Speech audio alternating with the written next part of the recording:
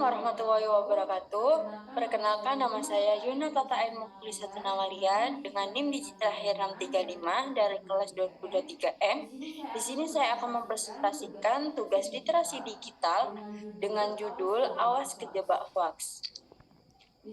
Di sini saya akan menjelaskan yang pertama masih sering dapat hoax, yang kedua jangan terjebak konten hoax, yang ketiga asal sebar hoax bisa dipidana, yang keempat jangan biarkan ruang digital penuh konten negatif, dan yang terakhir tentang cyberchaos.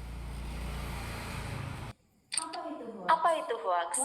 Hoax merupakan informasi, kabar, berita yang palsu atau bohong yang dibuat-buat atau direkayasa untuk menutupi informasi yang sebenarnya.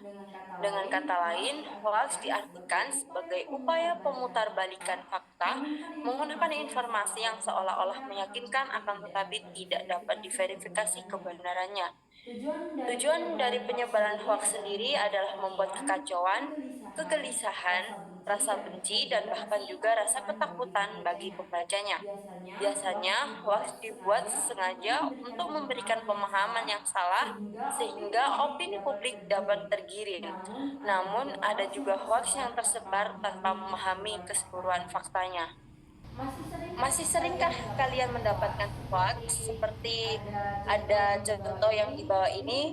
Lihat nggak sih Pak Rasid kayaknya di rumah aja, terus tapi kemarin baru beli motor gede. Waduh, kalau di rumah terus kerja apa ya? Jangan-jangan pakai orang pintar atau kriminal ya Bu? Harus kita kasih tahu Pak RT nih, takutnya kriminal. Kenyataannya, Pak Rasi tidak menganggur. Ia memang work from home alias bekerja dari rumah. Ia bekerja 5 hari dan kadang-kadang lembur di weekend. Terkadang Pak Rasid keluar rumah sesekali hanya membeli makan, namun gosip tentang Pak Rasid tersebut menyebar di antara kedua ibu tersebut. Tidak ada yang menanyakan langsung ke Pak Rasid tentang kebenarannya. Jangan terjebak konten hoax.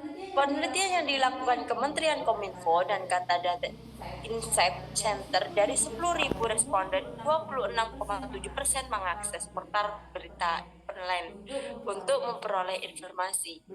Belum lagi di era digital ini informasi dapat diperoleh dan disebarkan secara mudah. Hoax lebih mudah tersebar dibandingkan faktanya. Ada temuan menarik lainnya dari Laboratory for Science Chinese MIT Amerika Serikat yang mengatakan penyebaran hoax mencapai 10 hingga 20 kali lebih cepat dari faktanya. Hoax yang tersebar tidak hanya konten teks saja. Penyebaran dilakukan melalui video yang dimodifikasi dengan AI atau Artificial Intelligence. Di sini saya mengambil contoh konten hoax yaitu video Presiden Joko Widodo yang sempat ramai bahwa beliau berpidato dengan bahasa Mandarin yang fasih. Ternyata ini hanya rekayasa AI, siapa sangka. Saat ditonton ternyata suara, ekspresi, bahkan bibir Presiden Jokowi seakan meyakinkan. Akhirnya, fakta mengungkap pidato tersebut sebenarnya menggunakan bahasa Inggris. Bayangkan, jika oknum nakalan menggunakan cara ini untuk memanipulasi fakta, bisa sangat fatal. Perkembangan zaman bikin teknologi makin canggih. Bahkan, hoax sudah mulai diproduksi menggunakan AI. Kalau gampang percaya begitu saja, tentu kita jadi lebih mudah terjebak dalam lingkaran setan hoax. Mengatasi hoax. Yang pertama, jangan ambil kesimpulan dari judul. Yang kedua, jangan mudah percaya dengan informasi. Yang ketiga, cek informasi dari berbagai sumber informasi. Yang keempat, tahan dulu emosinya sebelum memastikan kebenaran faktanya. Dan yang terakhir yaitu segera laporkan jika terbukti hoax. Asal sebar hoax bisa dipidana loh. Jangan anggap remeh urusan share informasi yang belum jelas faktanya. Apalagi jika tidak disadari informasi yang kita sudah sebarkan adalah hoax. Meskipun kedengarannya sepele, penyebaran hoax di dunia digital bisa terjerat hukum. Kita tahu banyak pengguna smartphone dan media sosial jika tidak diimbangi dengan literasi digital dan bekal waspada. Mungkin sudah banyak hoax yang beredar di pesan chatting, apalagi jika pesan tersebut diteruskan dan menimbulkan keresahan. Bisa saja penyebar hoaks bisa terjerat sanksi hukum. Pelaku dapat terjerat pasal 28 ayat 1 Undang-Undang Informasi dan Transaksi Elektronik atau Undang-Undang ITE.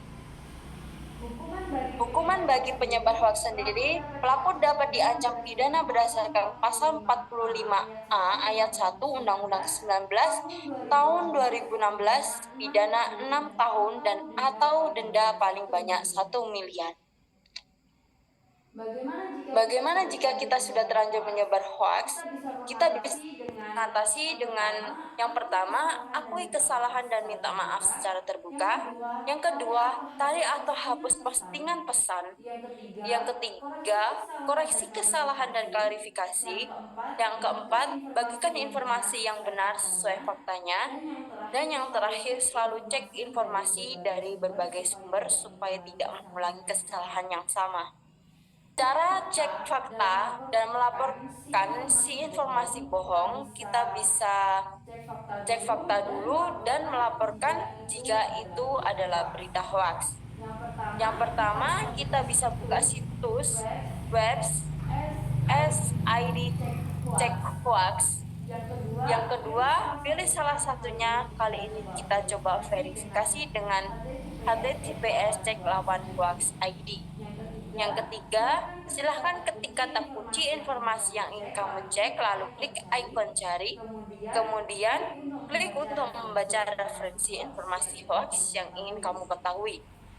Kamu bisa mencoba beberapa situs lainnya dalam SID Check Hoax untuk melakukan pengecekan seperti situs Check Hoax ID, Turnback Hoax ID, dan aduan konten ID. Selain itu, cek hoax pun bisa dilakukan dengan WhatsApp ke chatbook Mavindo. Untuk cara melaporkan hoax sendiri yaitu masuk ke situs web aduan konten ID dan silakan melakukan registrasi dengan mengisi form pendaftaran pelapor. Lakukan verifikasi juga melalui email. Setelah mendaftar dan melakukan proses verifikasi, silakan masuk berbagai informasi pendukung untuk melaporkan informasi hoax. Lalu klik kirim. Kemudian silakan menunggu status aduan di dashboard. Cara mudah untuk mengadukan konten hoax yang beredar, namun perlu dicatat bahwa aduan konten ID tidak hanya kasus untuk melaporkan konten hoax, tapi juga konten negatif lainnya. Tentang siberkreasi memiliki visi dan misi. Visinya, masyarakat Indonesia yang berdaya dan berkemampuan literasi digital sebagai pilar pembangunan berkelanjutan, serta menjadi bagian dari masyarakat global yang berdaulat secara digital.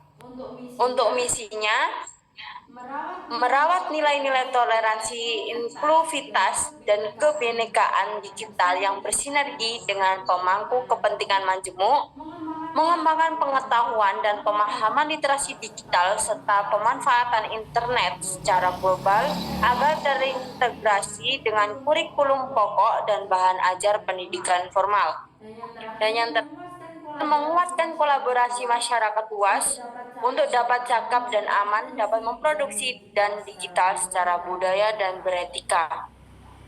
Untuk 4 pilar literasi digital sendiri ada 4 yang bisa disebut sebagai cabai, yaitu C untuk cakap digital, A untuk aman digital, B untuk budaya digital, dan E untuk etika digital. Sekian presentasi dari saya akhiri. Wassalamualaikum warahmatullahi wabarakatuh.